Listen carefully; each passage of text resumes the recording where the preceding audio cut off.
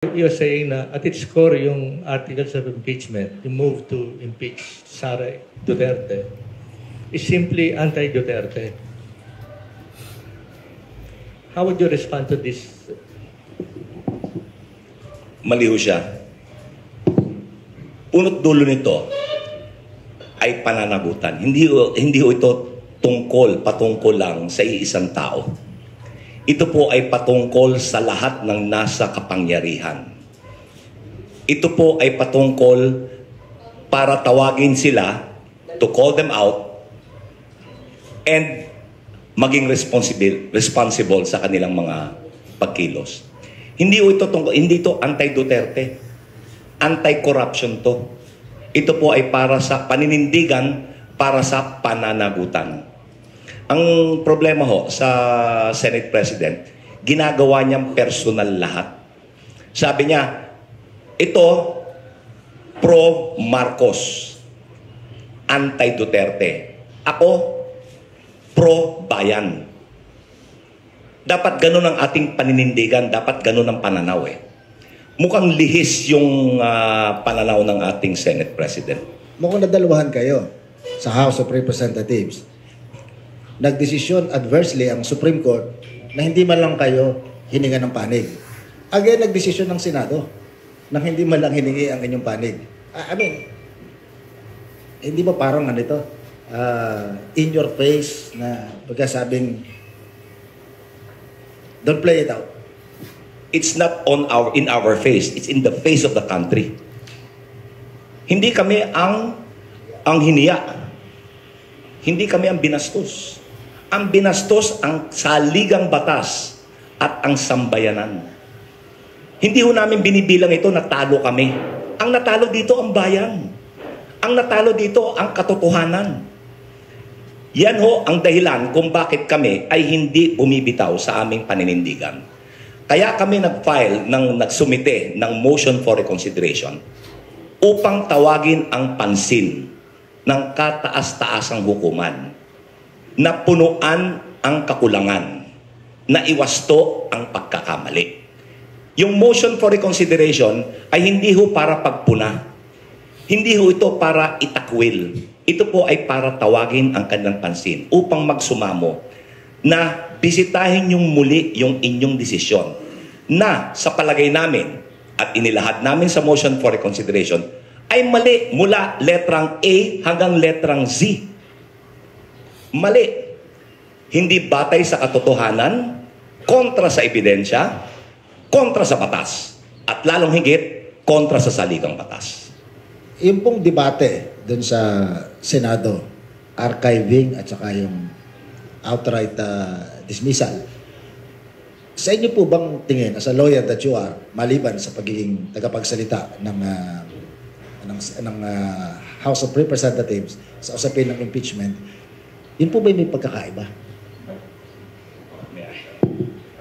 Malaki yung pagkakaiba. Kung iyong naaalala, ang motion ni Senator Soto ay to table it. Meaning, isa-isang tabi muna. Okay. Again, may motion to dismiss si Senator Marcoleta. Pumasok uli si Senator Cayetano to amend. Gaya nung ginawa niya yung kay Senator Bato na to dismiss. Ang ginawa niya, to amend, at itinasa naman ng Senado, to return, to remand. Ngayon naman, sinabi niya, wag nating i-dismiss, i-archive natin. Maliit ang pinagkaiba nun. Napakaliit. Although, binigyan ng konting pag-asa yung to archive. Nagkaroon ng isa pang layer eh. Kung itinable lang, kung baliktarin ng Supreme Court at makinig sa amin, at kumatik sa amin, sa aming motion for recon, ang gagawin lang ng Senado is to reconvene and to take up the articles of impeachment. But with the archiving, may layer na naman. Dalawa. Una, kinakailangang may magmosyon sa mga senador to revive or to take it out of archive. The motion is not enough. Kinakailangan pagbotohan. Kung bumoto sila na hindi, to reject, saan na tayo pupulutin? Kangkungan? Then that will now bring us to a constitutional crisis. Kung hindi susunod. Mahirap pong hulaan ngayon kung anong gagawin nila. Na kung sakali na ang mataas na hukuman ay kumatik sa amin at makinig sa aming pagsusumamo. Mahirap sabihin kung susunod sila o hindi. Pero sa naging botohan at sa naging pagkilos ng mga miyembro ng Senado, mukhang mahirap na naman. Kasi 2 layers May motion to revive or to take it out of archive, and second, magbobotohan pa. Kung mag-19 na naman, 1941. So paano na? Constitutional crisis. Sana hindi umabot doon. Attorney, simula February 5 hanggang recently, nagdedebate ang lipunan kung ano meaning ng forthwith. Sa desisyon ng Senado, naipakita, alam pala nilang forthwith Kasi yung salitang forthwith, ang ating saligang batas ay sinadya ng mga bumalangkas nito na maging simple yung salita. Plain language. Hindi kinakailangan ng abogado para maunawaan ang saligang batas. Hindi kinakailangan ipaliwanag ng abogado kung ano ang saligang batas. Isang basa mo lang, maintindihan mo. At talaga namang malinaw. Yung kanilang forthwith noon, ang ibig sabihin pala, 5 months after. Yung executory nila ngayon, madalian. Hindi pa final Mali ang pagkaunawa. O hindi nating alam kung talagang mali lang ang kanilang pagkaunawa o sinadya na hindi maunawaan. When we say may possibility ng constitutional crisis, what exactly do we mean? Kasi tayo ay may 3 sangay ng pamahalaan. Hudikatura, ehekutibo, at lehislatura. Yan ay separation of powers, checks and balances. Ibig sabihin, lahat ng sangay ay supremo within their own sphere. Lehislatura sa paggawa ng batas, ehekutibo para ipatupad ang batas, ang hudikaria, judiciary, para to interpret ang batas. Kung ininterpret ng Supreme Court at sinabing ito ang tama, kung ang pinag-uutusan ay ang ehekutibo, kung ang inuutusan ay ang lehislatibo, based on that balance, checks and balances, and separation of powers, dapat sumunod. Okay? Ganon din. Pag may batas na ginawa ang lehislatura, dapat ipatupad ng ehekutibo at dapat panindigan ng hudikarya. Pag isa yan, hindi sumunod, hindi inirespeto yung katatagan ng kada isang sangay, yun yung tinatawag na constitutional crisis. So in effect, with this Supreme Court ruling, parang naisip ko lang, masamang salita pero castrated ang hudikatura. Ito po, nasa aming motion for reconsideration na pinanghimasukan ng kataas-taasang hukuman ang kapangyarihan ng mababang kamara to initiate impeachment proceedings. The House is supreme when it comes to initiation of impeachment proceedings, including promulgation of its own rules. Doon sa 2011 na kaso ni Mercedes Gutierrez versus the Committee on Justice, ang Supreme Court po, iginalang nila yan na they cannot intrude, hindi nila pwedeng panghimasukan yung promulgation power ng mababang kamara. Sa nangyari ngayon, sinasabi namin sa aming motion, pinanghimasukan na, inamyendahan pa ang saligang batas. Attorney, sabi mo nga, payak ang pagkakasulat ng Constitution para maintindihan ng lahat. Siguro, tatanong ko, diretso, hindi na pagkapaligoy-ligoy. Takot ba yung kampo ng Duterte sa impeachment? Dahil alam naman natin sa impeachment, yan ang isa sa napakadalang na pagkakataon na nababaliwala yung bank secrecy law. Na baka mabuksan doon, ay kahit kung di makita sa bank account ng kung sino man, kahit makalusot sa impeachment court, pero pwedeng mapusasan via ombudsman. Tumpak. Ayaw ng ating pangalawang Pangulo na matuloy yung paglilitis. Pag lumabas ang ebidensya, kahit na yung sinong may kinikilingan, boboto para i-convict. Napakalinaw. Nangyari ho yan sa kaso ni dating Chief Justice Corona. Nung lumabas yung $20 million na deposito, lumabas yung 80 million niya. Ang impeachment ho ay isa sa mga exception doon sa bank secrecy law. Ganyan din ho yung nangyari or hindi naman ganun eksakto, yung sa dating Pangulong Estrada, yung second envelope. Kinontra nila yung pagbubukas. In a vote of 10-11. Ano nangyari? People power. People power. So, I think yan ang takot ng kampo ng pangalawang Pangulo. Na lumabas, pardon my language, yung baho. Attorney, anong constitutional crisis ba kinatatakutan nyo? Yun yung kapangyarihan, exclusively, na mag-file ng impeachment ng House of Representatives. Supplanted yan ng Supreme Court. At yung kapangyarihan ng Senado, as bilang impeachment court, na humatol dito, gelding na lang, o castrated. Gelded by the Supreme Court. So practically, Supreme na ito. Hindi na siguro korte kasi hindi dinig yung kabilang side.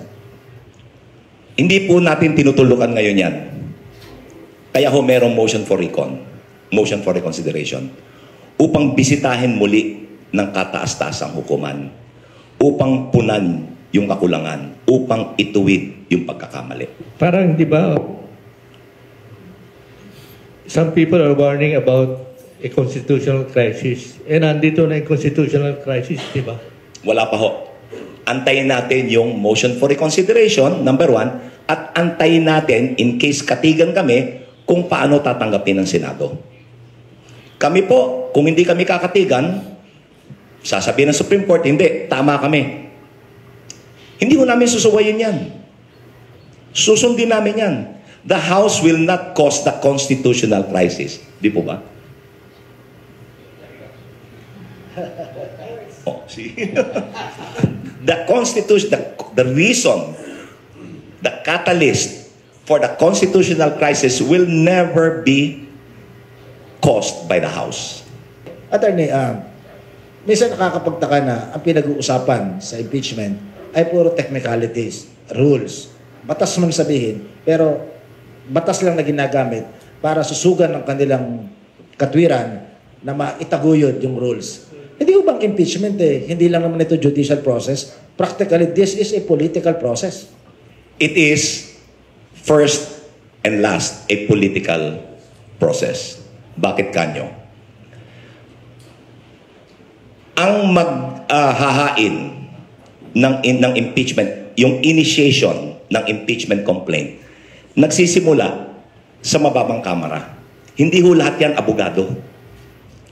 Ang paglilitis ay gagawin ng Senado, hindi ng hukuman.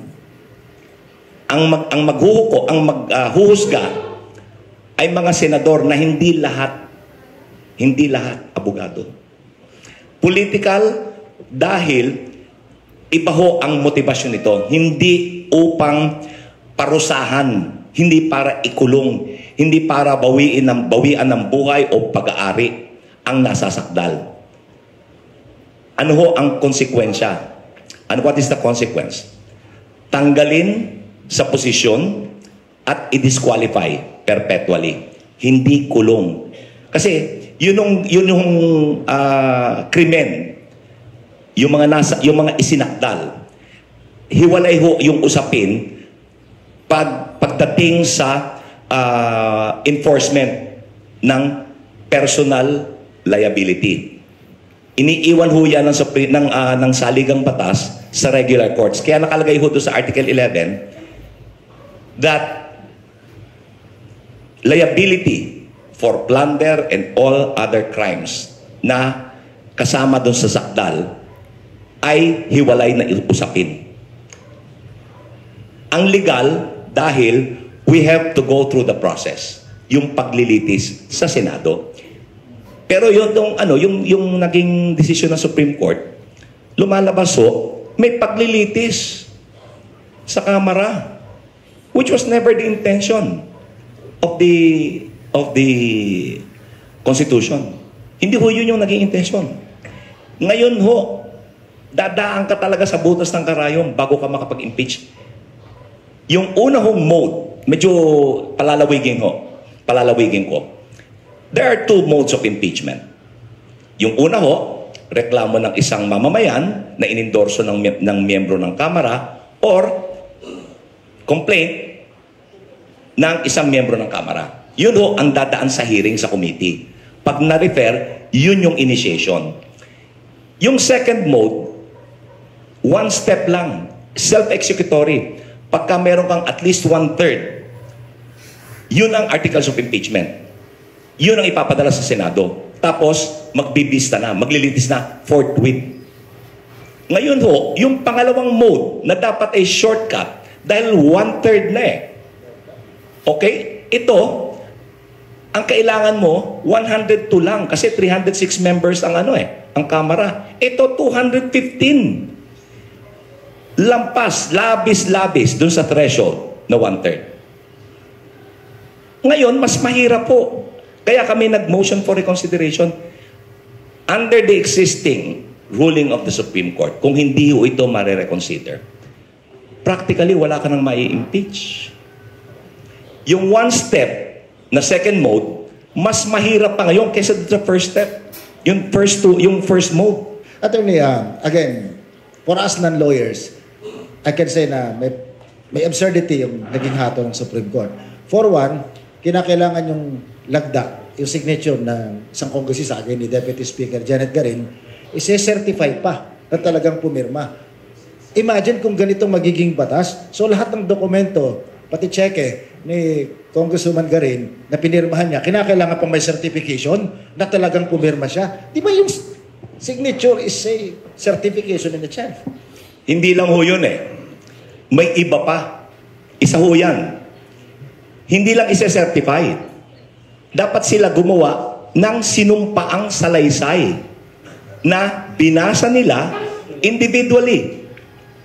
Kada congressman, kada representative, gagawa ng sinumpaang salaysay na una, nabasa niya yung articles of impeachment. Naunawaan niya yung articles of impeachment. Nakita niya yung ebidensya. Pero isa lang ho yan eh. Yung una, isa sa mga kondisyon, maliban dyan, sinasabi, dapat detalyado yung ebidensya. Nasa desisyon ho yan.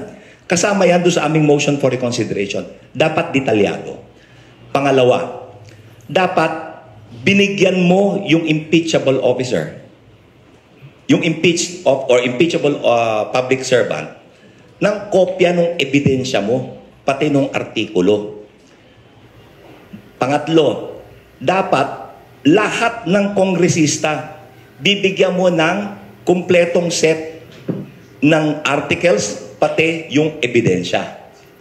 Dapat magkakaroon ng deliberasyon sa plenaryo. Dapat bibigyan ng sapat na panahon, hindi lamang ang kada kongresista na timbangin bago siya bumoto. Dapat bigyan mo rin ng sapat na panahon yung impeachable officer na sapat na panahon. Ang mahirap pa dito, yung sapat na panahon or reasonable time is subject to review. Subject to review pa ng Supreme Court. Sinabi sa decision yun eh. And more importantly, dapat may debate pa sa plenaryo. Ibig sabihin, lahat ng kongresista magpaparticipate, magdidebate, and yung pagdinig, dapat nandun yung impeachable officer. Wala ho lahat yan sa konstitusyon. Paano kung di pumunta yung impeachable officer? Di-default siya. Dahil ang importante naman is notice eh. Alam mo, may pagdinig, nasa sa iyo kung sisipot ka o hindi.